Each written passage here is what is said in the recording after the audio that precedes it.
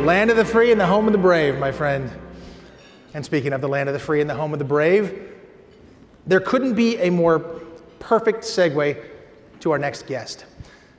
He is an incredible American who believes so deeply that our founding principles are worth fighting for that he was willing to risk everything. The Vice President spoke about him earlier this evening. By all accounts, it is a miracle that this man is still here with us today.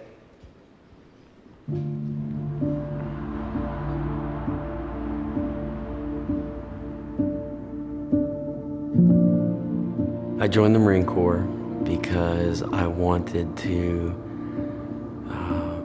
devote my life, my body, if need be, to something greater than myself or any one individual.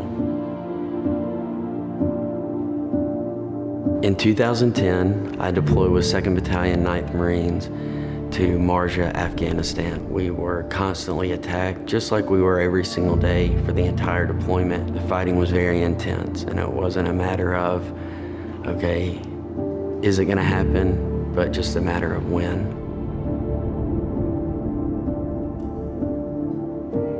Myself and an amazing friend and fellow Marine, Lance Corporal Nick Eufrazio, we were on top of that roof together. We were near the end of our 4-hour post position on top of the roof when the enemy initiated a daylight attack with hand grenades.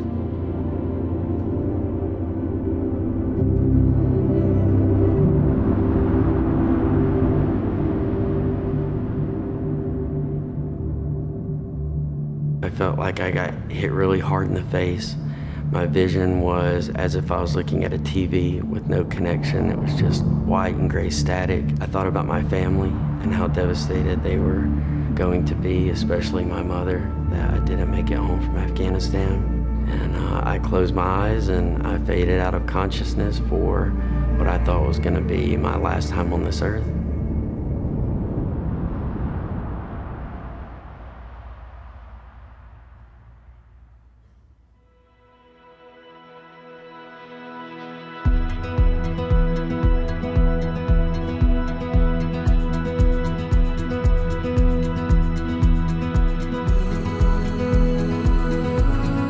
My injuries were so severe that still 9 years later, it's hard to comprehend that I survived.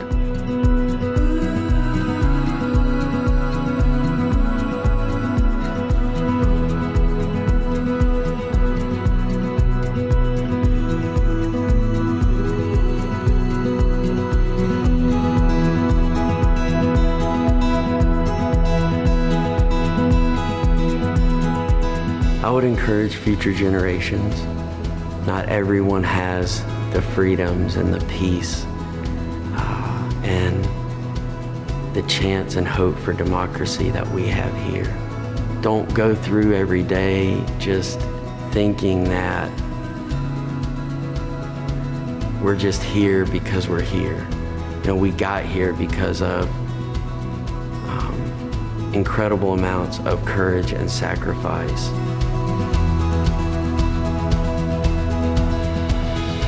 The medal represents all who have raised their right hand and sworn to give their life, if called upon, for their country.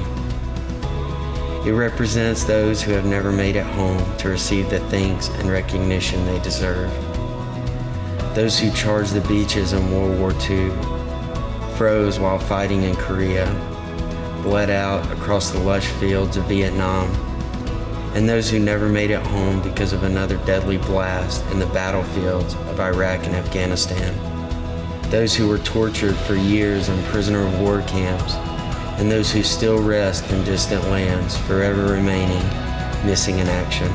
The medal represents the parents, husbands, wives, and loved ones who have heard the dreaded knock on their front doors to find a telegram or service member delivering the unbearable news. This is where the true weight of the medal is carried. Being a Medal of Honor recipient is a beautiful burden, but one I am honored to carry.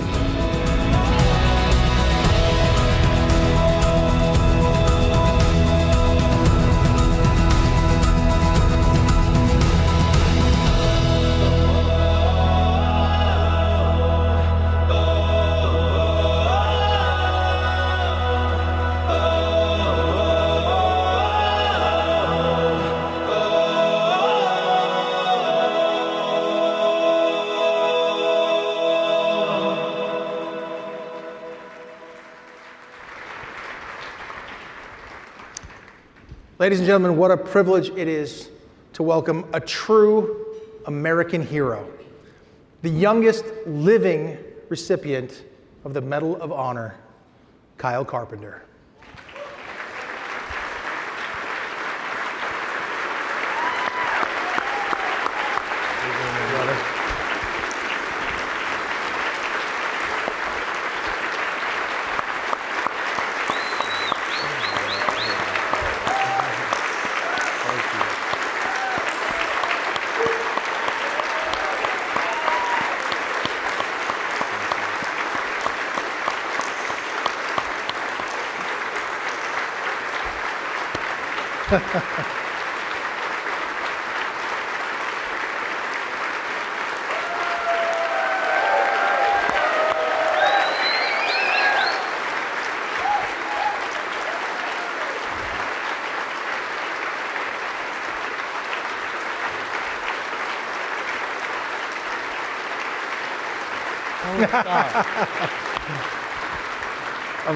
A very humble Marine to the end.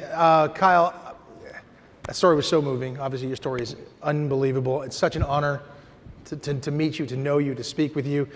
You're such an inspiration.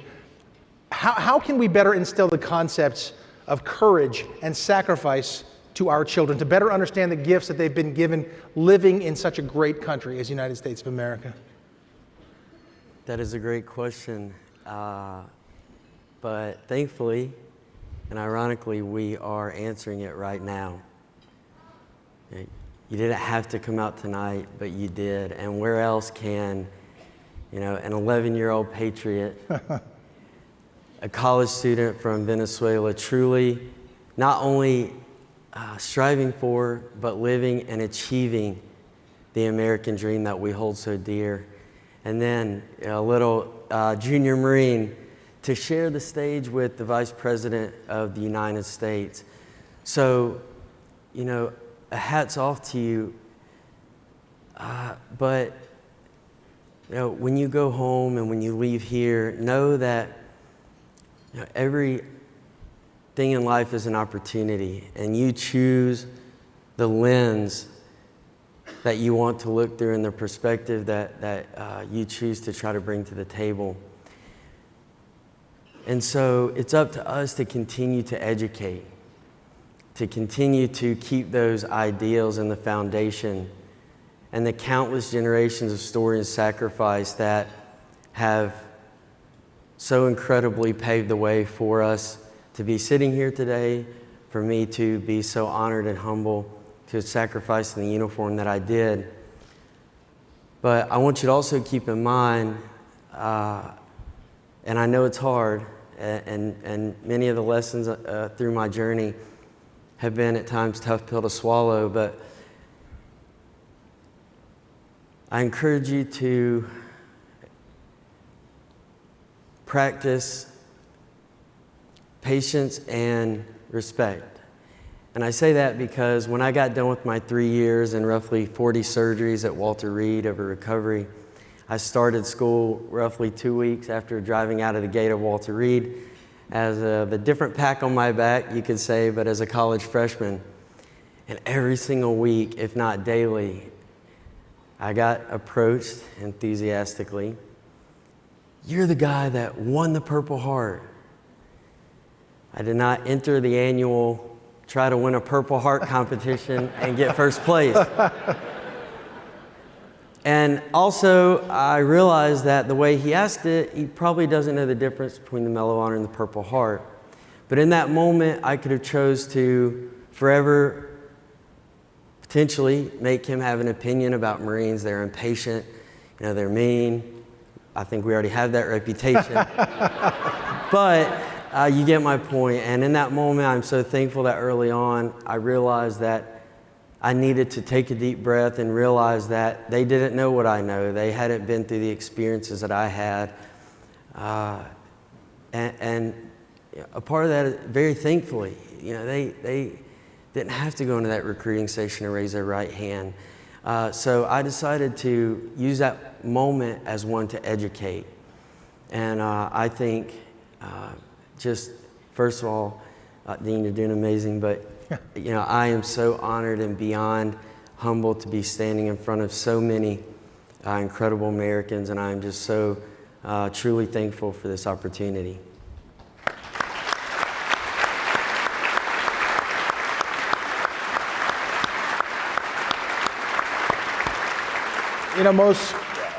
Most people who pretty much, well, I'm sorry, everyone who wins the Medal of Honor shouldn't be here. And you are. So we thank you, and God bless you, man. You've done a heck of a job. You also recently just wrote a book, right? And it's called You Are Worth It. So can you please just tell us really quickly why you wrote it and what inspired that title?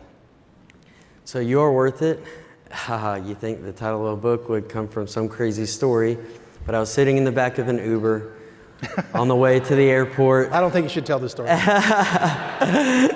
On the way to the airport, and myself and the driver, Bobby, from Pakistan, started a conversation.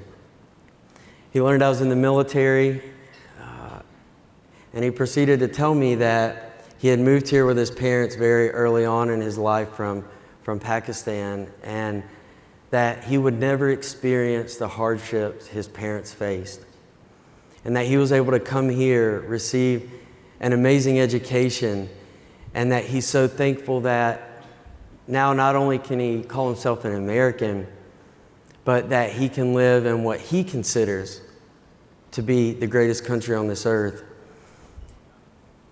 And so I responded for the first time ever, "You are worth it." And I didn't know exactly what I meant at the time, but when I got out of that Uber, I really took time to reflect on that moment.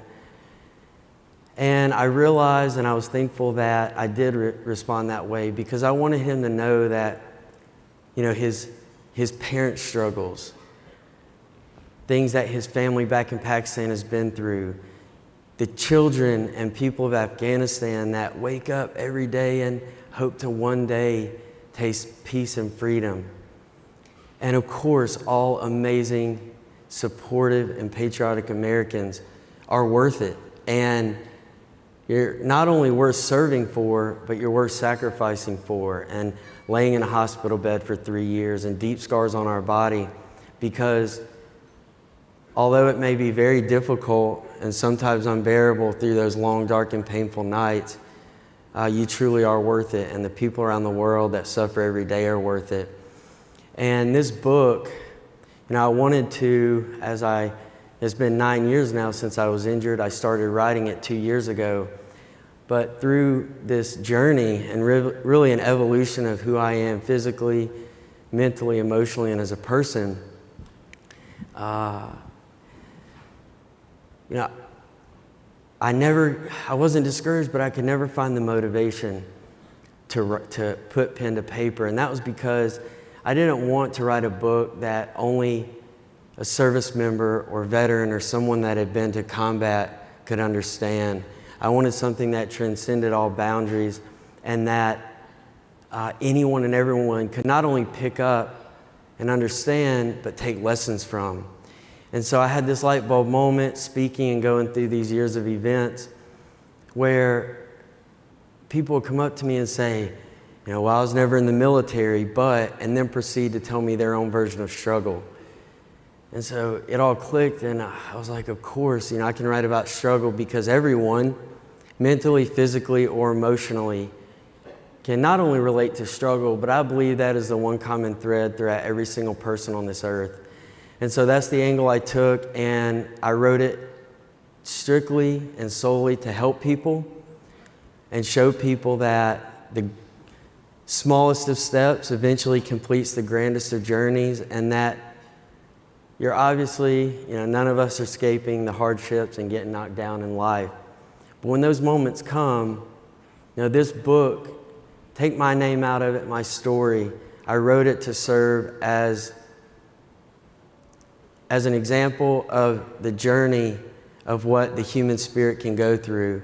And when you get knocked down, yes, you might be physically, mentally, and emotionally different, but you can truly come back better and stronger than you ever were before you got knocked down. And so, thank you very much. I appreciate it.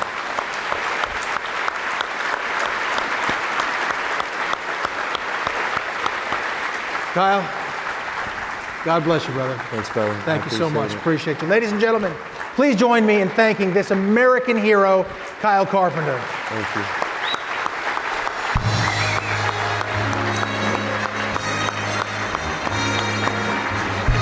Yeah, brother. God bless you. Well done.